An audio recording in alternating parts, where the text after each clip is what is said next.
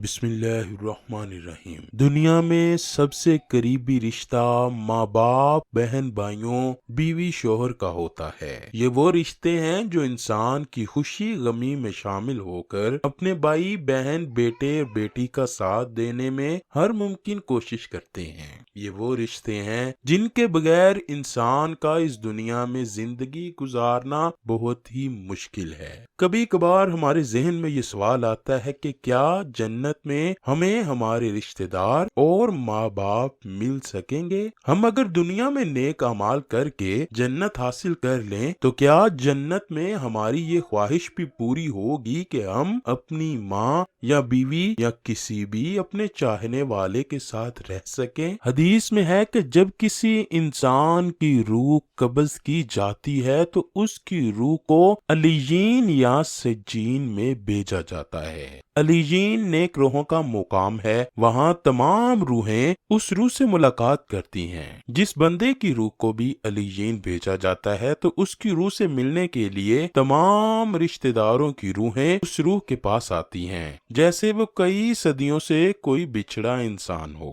اللہ پاک فرماتا ہے، اے میرے بندو، آج تم پر نہ کوئی خوف طاری ہوگا نہ تم غمگین ہوگے۔ میرے وہ بندے جو ہماری آیتوں پر ایمان لائے تھے، تم بھی اور تمہاری بیویاں بھی خوشی سے چمکتے چہروں کے ساتھ جنت میں داخل ہو جاؤ۔ ان کے آگے سونے کے پیالے اور گلاس گردش میں لائے جائیں گے اور جنت میں ہر وہ چیز ہوگی جس کی ان کے دلوں میں خواہش ہوگی، جس سے آنکھوں کو لذت حاصل ہوگی۔ ان سے کہا جائے گا کہ اس جنت میں تم ہمیشہ رہو گے۔ ان آیات سے ظاہر ہوتا ہے کہ جو مرد حضرات جنتی ہوں گے ان کی بیویاں بھی ان کے ساتھ ہی جنت میں داخل کی جائیں گی۔ ان کے لیے شرط یہ ہے کہ ان کی بیویاں بھی نیکوکار اور پرہیزگار ہوں۔ حضرت ابو ہریرہ رضی اللہ تعالی عنہ سے روایت ہے کہ رسول کریم صلی اللہ علیہ وآلہ وسلم نے ارشاد فرمایا، جس وقت کوئی مومن بندہ مرنے کے قریب ہوتا ہے تو رحمت کے فرشتے سفید ریشمی کپڑا لے کر آتے ہیں اور روح سے کہتے ہیں کہ نکل جاؤ،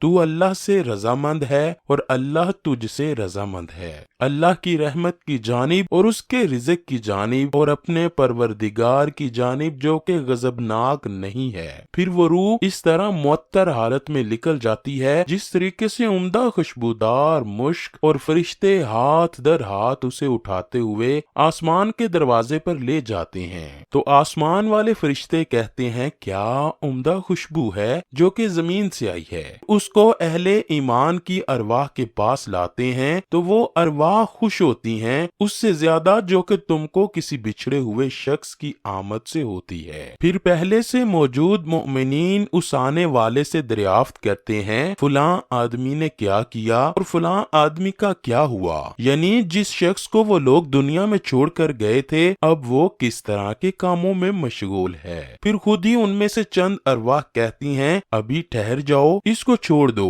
یہ دنیا کے غم میں مبتلا ہے۔ یہ روح کہتی ہے، کیا وہ شخص تم لوگوں کے پاس نہیں پہنچا؟ وہ تو پہلے سے ہی مر چکا تھا۔ تو اس پر روحیں کہتی ہیں، اس کا مطلب ہے وہ شخص تو جہنم میں گیا ہوگا۔ اسی طرح جس وقت کافر کی موت آتی ہے تو عذاب کے فرشتے ایک ٹکڑا کاٹ کر لے آتے ہیں اور وہ کہتے ہیں کہ تو نکل کر باہر آ جا اور چل اللہ کے عذاب کی طرف، اس حال میں کہ تو اللہ سے ناراض ہے اور تجھ سے اللہ پاک ناراض ہے۔ پھر وہ روح نکلتی ہے اس طرح کہ جس طرح سڑے ہوئے مردار کی بدبو ہوتی ہے، یہاں تک کہ زمین کے دروازے پر اس کو لاتے ہیں تو وہاں مامور فرشتے کہتے ہیں، کتنی گندی بدبو ہے۔ پھر اس کو کفار اور مشرکین کی ارواح میں لے جاتے ہیں۔ حدیث پاک میں ہے کہ تمہارا نامہ اعمال تمہارے رشتہ داروں اور خاندان والوں کے سامنے پیش کیا جائے گا۔ بے شمار روایات میں ہے کہ جنت میں سب رشتہ دار ایک دوسرے کو پہچانتے ہوں گے، وہ ایک دوسرے کے ساتھ مل جل کر رہیں گے، اللہ پاک ان کو اکٹھا رکھے گا۔ قرآن پاک کی سورہ طور کی آیت نمبر 21 میں ارشاد باری تعالیٰ ہے، اور جو لوگ ایمان لائے ان کی اولاد نے بھی ایمان میں ان کی پیروی کی تو ان کی اولاد کو ہم انہی کے ساتھ شامل کر دیں گے اور ان کے اعمال میں سے کسی چیز کی کمی نہ کریں گے۔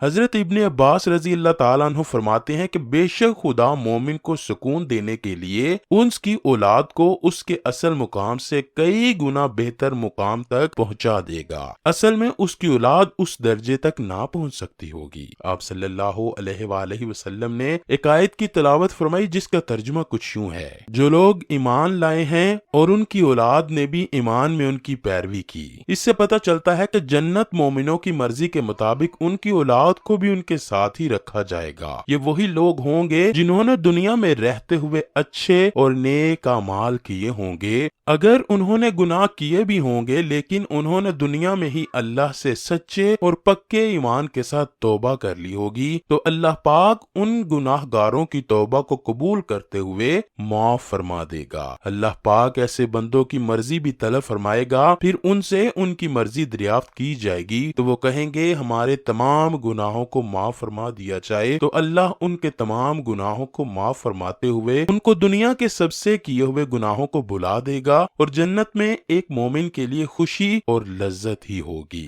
نیز جنت کے عمومی انعامات میں اس کا ذکر ہے کہ جو بات جنتی چاہے گا اللہ اسے پورا کریں گے۔ اسی طرح آپ صلی اللہ علیہ وآلہ وسلم نے فرمایا کہ انسان دنیا میں جس سے محبت رکھے گا آخرت میں اسی کے ساتھ ہوگا، لہٰذا ایمان کی حالت میں مرنے والے رشتہ داروں اور اقربا سے میل ملاقات کے لیے بھی جنت میں کوئی رکاوٹ نہیں ہوگی۔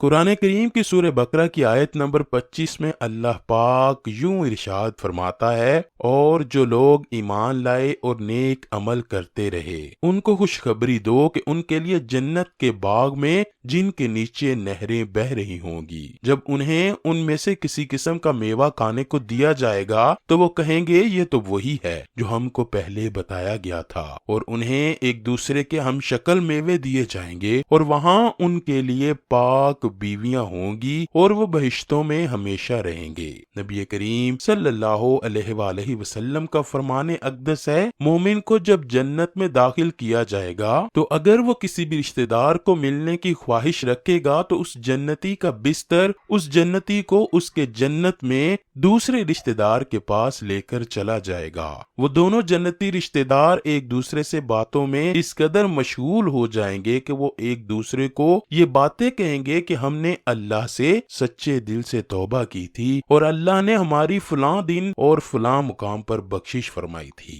اللہ سے دعا ہے کہ وہ ہمیں نیک اعمال کرنے، برائیوں سے دور رہنے، ہمیں ہمارے والدین بہن بھائیوں کو جنت الفردوس میں اعلیٰ مقام عطا فرمائے۔ اے اللہ پاک، دعا ہے اس ویڈیو کو دیکھنے سننے والا ہر شخص جنتی بن جائے۔